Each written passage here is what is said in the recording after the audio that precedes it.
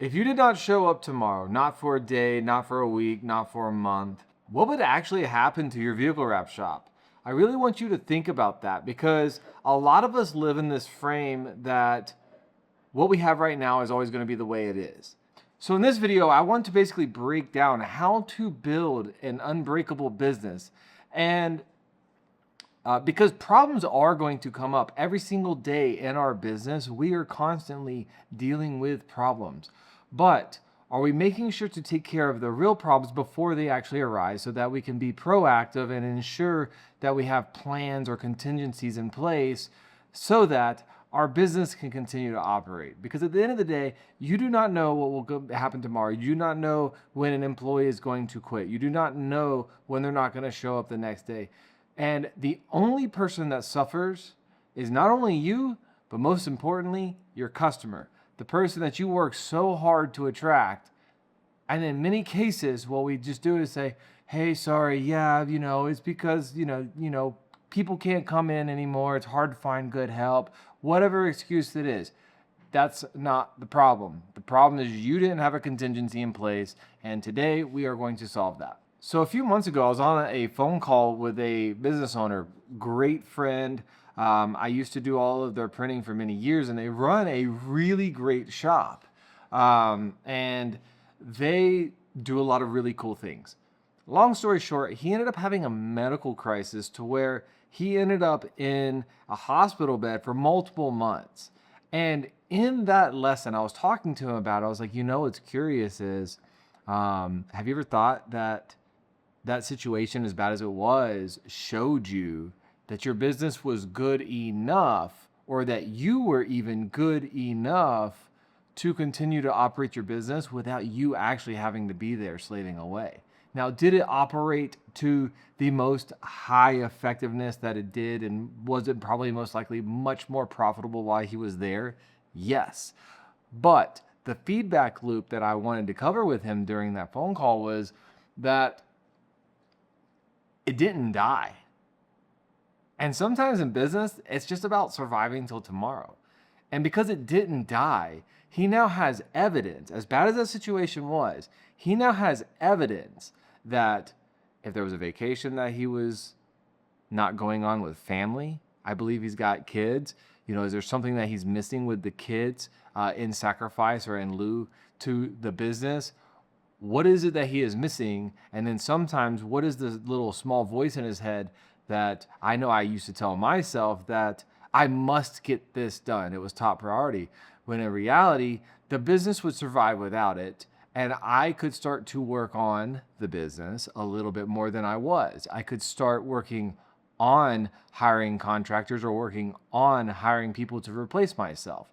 And yes, on the short term, on the front side of things, it would have a small suffer because it's new and I'm implementing this into my business, but it didn't die. And this was the really big pivotal point for me is I observed a couple of my customers, not necessarily anybody in the wrap industry, but I observed multiple customers that I was serving. And we would always have just conversations about business. And one guy, he broke his back. He was an arborist, so he cut trees down in like Alaska, and then he had like 3 or 4 other locations. I was like, man, you've really been growing these last couple of years. He goes, you know what? It took me breaking my back to see that I could run the business without being in the trees. And I was like, yeah, I don't want to break my back to learn how to run my business. So I actively started working on like not hitting rock bottom or trying to, whether it be health, financially, whatever it may be, I didn't want to hit rock bottom to start working on these things. And the thing that I started, as you start to work on this, let's just say the other guy, he was in a hospital bed. He physically could not be at his shop, and it had to do something with his breathing. It was his lungs. So he was just bound to a machine, and which meant that he couldn't be bound to that squeegee. He found contractors to work in his place. He made the pricing good enough that at least it was profitable enough that he could continue to pay his bills. He didn't go into debt during this situation outside of the medical. I don't know the situation there, but the business operated. And you start to realize while you're answering these questions for people that you are having to employ while being bound or, in your office or whatever the situation is while you're growing your shop, that most of your information in your business is stuck in your head. And we really need to learn how to extract it out of our head and get it on paper. Now, if you are not having conversation with AI, and if you are not recording and documenting yourself, that is the number one leveraged activity that you can do right now, whether you're a 1-person shop, 10-person shop, 20-person shop, doesn't matter. Speaking out loud, documenting, recording is the number one levered activity you can do right now. We live in a time and age of where information's kind of a commodity. So everything I tell you guys is already known. But most people, one, don't take action on it, and two, they don't leverage in the right way. And it's my opinion that in the blue collar world, the reason why we're going to get left behind to some of these corporate companies that are going to extract some of the leverage that you can with AI is that we don't have enough data or information or context in a pool to where we can actually lever the AI. Now, I don't use AI like anybody. I use AI quite a bit, but I don't use it like what most people are trying to do. Most people are trying to create these agents and things, and they spend more time working on the agent than they actually do being effective in many cases, because most people aren't capable of doing these things. But just recording myself with a device while I'm on a sales call, just recording myself in this video, I am taking all of the information from every single video I do, and then I put it into a repository so that I can help drum up new ideas. They're still my ideas, and it's all my voice, but I have so much context to draw off of. Or remember this story, for example. I literally pulled this story from months back that I completely forgot about. I don't want to go too deep into AI, but I'll end it with this. If you could imagine basically that AI was like you're in a library and you're like, you know what? I'm having some issues with my team. Poof, literally, low budget film here.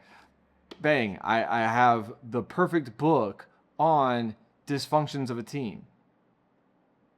And then all of a sudden it's like, here's my situation. The AI is like this page.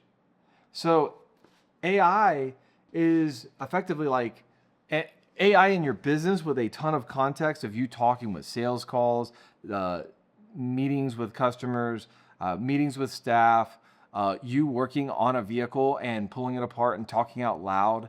You legitimately can create a perfect recall of that situation years later. And to where whenever that situation finally happens again, you can pull that story and say, oh yeah, I remember that. More importantly, you don't pull it, your team does. And this is the number one way, in my opinion, to reduce your key man risk, is to talk out loud and document yourself.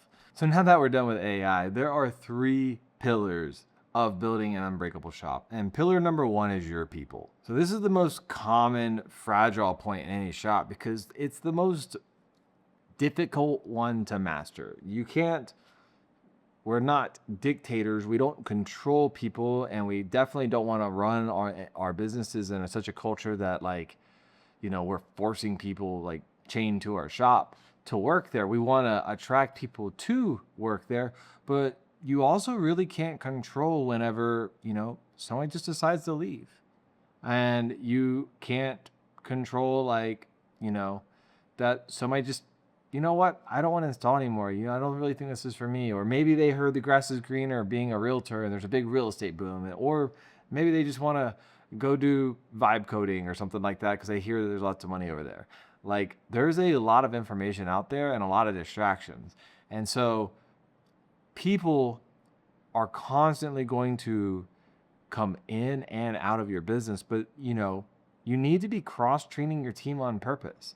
I used to have a rule in my shop where if they were an admin, then they got moderately trained, not specialized, but they got moderately trained on table work. So they got trained on a little bit of outbound sales and a little bit of table work, to where in a pinch, they could move to 1 degree in either direction of the shop. Same with the installer. The installer could do the administrative duties on checkout, but they could also do the production process if needed in the event that somebody called out sick. And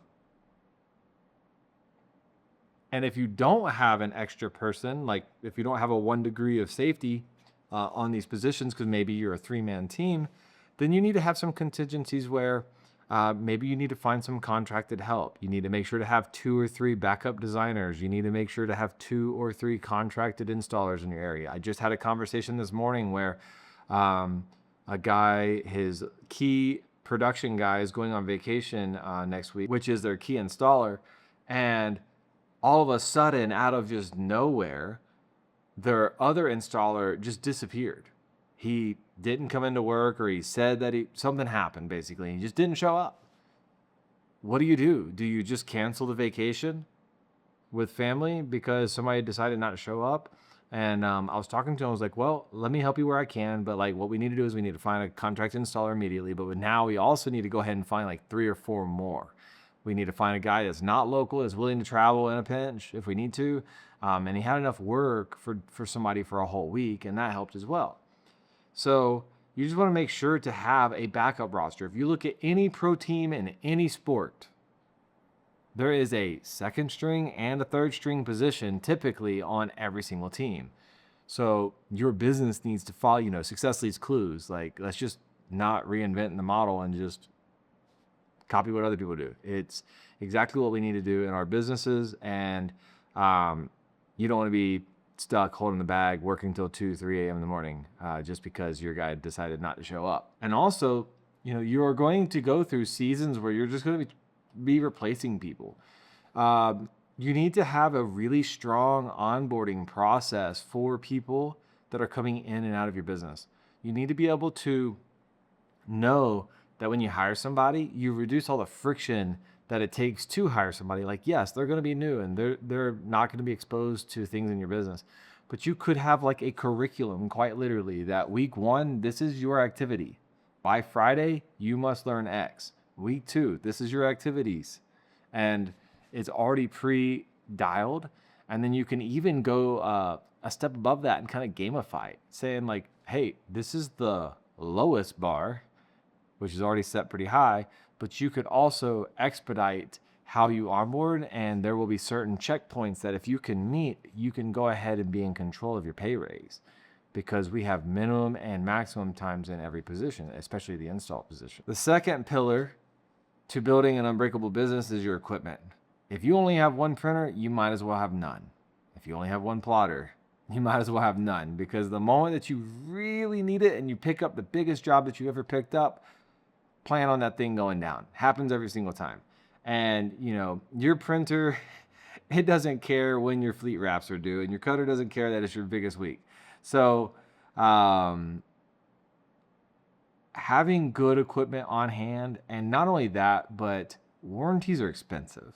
I want to talk about that.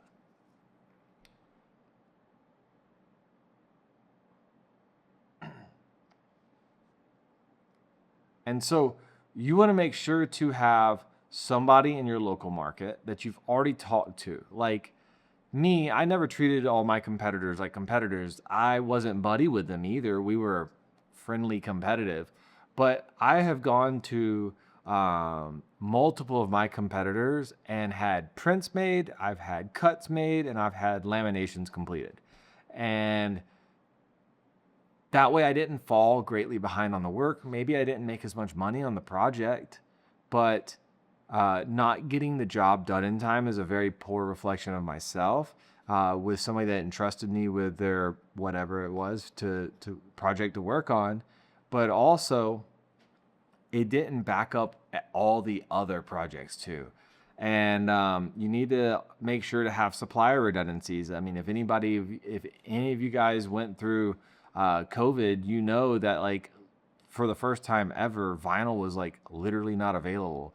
I remember I had some odd 60, 70 kits under my table at one time, which was hard to stomach. Fortunately, I had the cash and reserves to purchase that much material, but for the longest time, you couldn't get rolls of vinyl at Grimco or Fellers. Like it was like one or two rolls at a time, and it was really bad.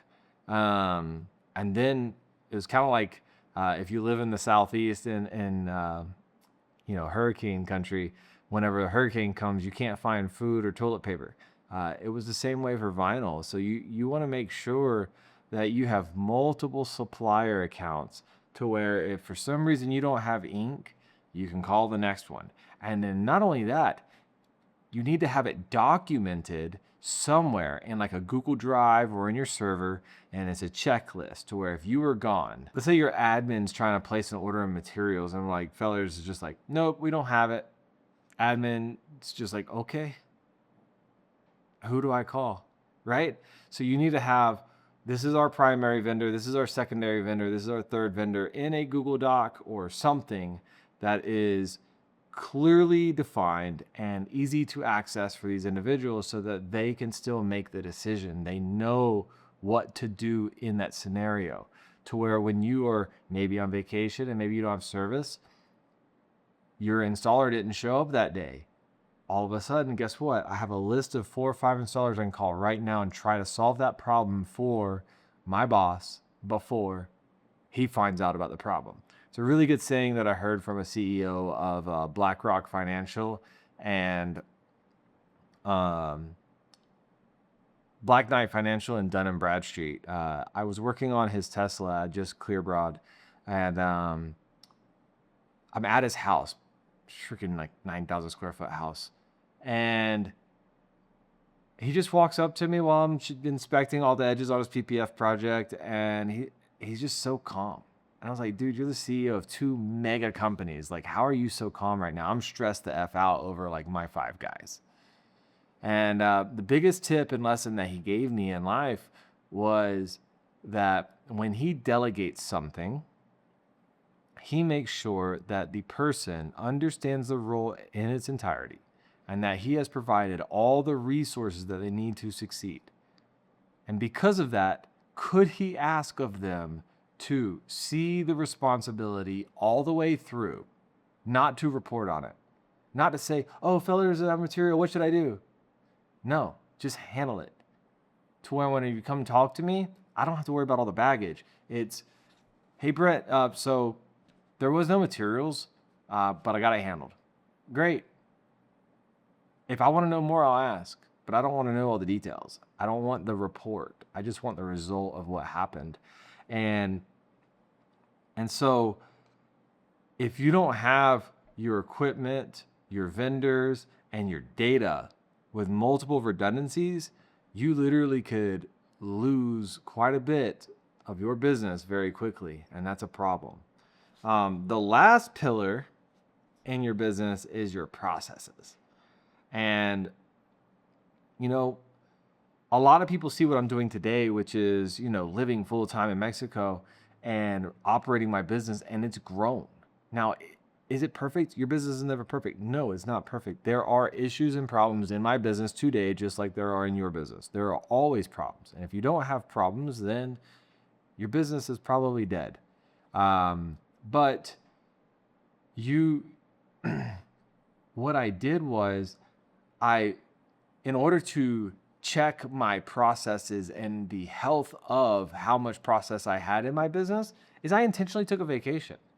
I, for the longest time, would never leave my shop. I was there from 6 a.m. to 9 p.m. every single day, and I could never tell where things were failing at in the business. And because I was just so intimate and close to everything, I had no field of view. I had no perspective. I only had a single lens view of my business at that time.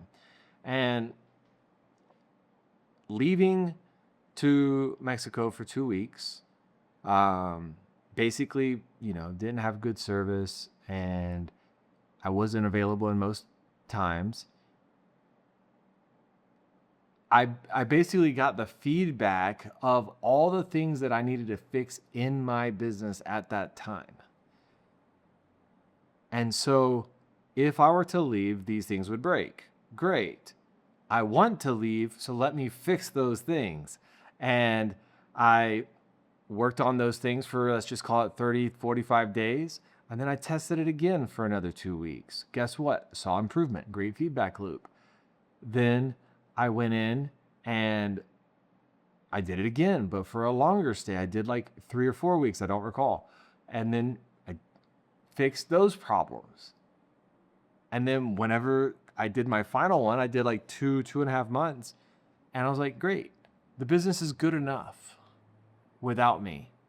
Now I can only work on the business and continue to refine. So that's a very high level view of what was occurring. But, I didn't leave for 2 weeks and come back and blame everybody for, all the fires. Instead, I just actively, wrote down the feedback loop and I was like, okay, do I honestly have everything that I need to have for that person to succeed in that position for this circumstance?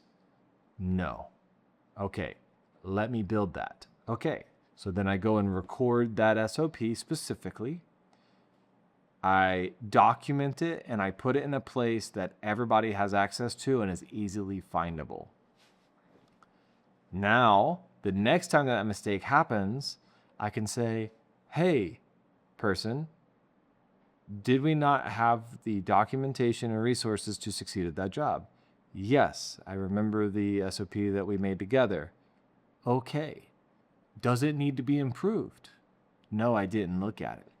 Okay, so you chose to not follow the operating procedure that we set in place together to make sure that you got a desirable result. Yes. Okay, so then what would you do in my place if I actively ignored all of your requests? You'd be frustrated, right? Okay. Well, I'm only moderately frustrated this time, but let's not make sure that doesn't happen again. This is a tool of omission versus commission, which just means that, is this an active mistake or is this the business's responsibility or a passive mistake? So I basically just used this feedback loop over and over and over in my business to dial in the processes that I needed today to solve my problem of I didn't want to be in my shop anymore. And so that's our first job in the business. We should actually love mistakes. It's so funny the perspective that we look at things through. The only reason why we get really, really, really, really upset when errors happen in the business is because you're usually the one having to fix everything. And really, it's not even that you're having to fix it. It's probably because you have fixed this same mistake 5 or 6 times.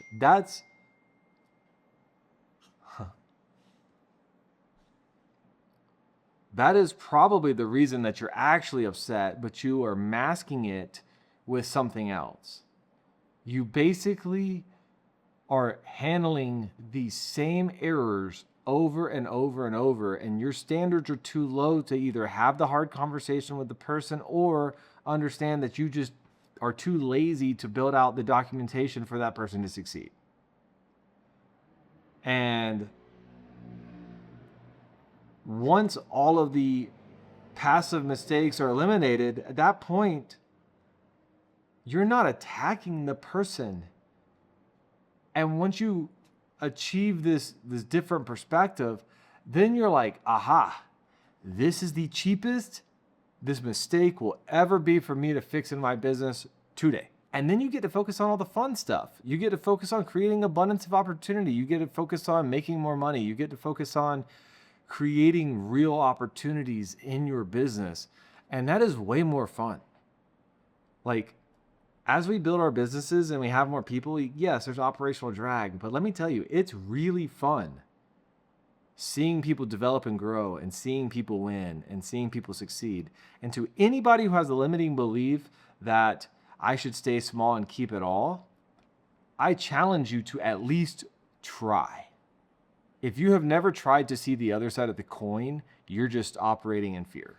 You're too scared to even try. So we made a whole video on mapping out your business. It's literally step by step, exactly what to do in your business. I'll put the link below. But the very first thing that you need to do, period, feedback of mistakes or not, is set your process in place in your business. Something as simple as lead came in, what happens? Okay, we contact the client. How long until we contact the client again? Did they answer?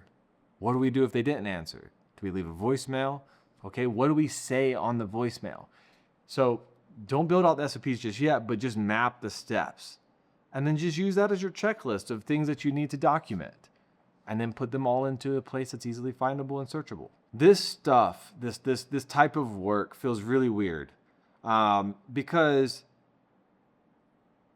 I actually feel the reason why most people avoid working on their business, even though they say, I want to work on my business, not in my business, but you think that you need the whole day to work on your business, but you're not willing to do 15 minutes on your business. So you don't even know what to work on when you finally get to work on your business, right? And I think it's because we don't get the dopamine loop as fast. You're not going to see the results of working on your business. It's like climbing a very steep mountain. You're not going very far, but you are going up. And you're climbing this thing, and then all of a sudden you turn around and you look, and you're like, holy heck, I've made it really far. And as a result of tiny little adjustments every single day. It's not one lever that you just pull really, really hard and all of a sudden your business changes. So I want you to start working on your business at least for a incremental period of time. You are the only person who can answer how long that should be. But even 15, 20 minutes, you could do one SOP, just one.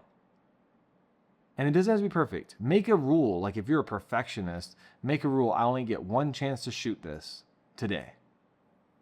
And I'm going to put it into a documentation format, and that's going to be good enough for right now. I will revise it when we have the feedback loop arrive, because it's a good culture play for your team to see you owning accountability when you have a mistake. Because one, they saw you had it documented. Two, they saw you improve it. Get serious about this. If your business at the very beginning of this video, if you are already a person who is terrified of leaving your business for a day or two, or you feel so obligated to it that you can't even take your significant other out for lunch for the day or something of that matter, there's a problem. What if you had a car accident? What if somebody needed you and it was an emergency? Who knows what could happen tomorrow?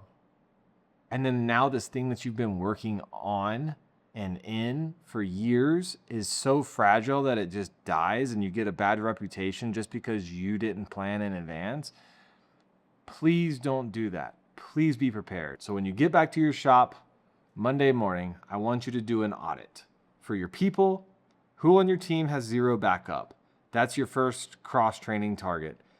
Who's approaching the 1-year mark in your business? Have a meeting with them. Ask them what their goals are. What are they looking like? Do they still enjoy working here? What are they wanting to go after? Having more meetings with your team members and making sure that they're aligned with their goals will also help you be more prepared and almost know when they're going to want to leave in many cases. For your equipment, start calling around to your local market. Agree to a print rate with a buddy in case your printer goes down so that you don't have to pay full wholesale price with like We Print Wraps, which they're a great backup resource, but it could be negotiated much better to where you can just drive across the road and pick up your materials and stay on track. And for your processes, I advise you to go on a vacation. Like, it sounds weird, but literally go on a vacation and test your business. Walk through every critical task and ask, if I were not there, who does this? And do they have everything that they need to succeed? And then tackle the biggest errors and mistakes that occur in the business first. And if you start doing this, then you'll start to see like this is actually kind of fun and you can gamify it. Like it is frustrating sometimes in the moment, but like it's just little tiny things. That's all it is. And you're always going to have them. So we might as well have fun with it. So I hope this was effective. I hope this was beneficial to some of you guys. And If you ever need me, shoot me a DM. I'm here to serve. I have a goal of helping 100 vehicle wrap shops to 7 figures by the time I'm finished with this industry. So reach out if you need me, and we'll see you on the next one. Peace.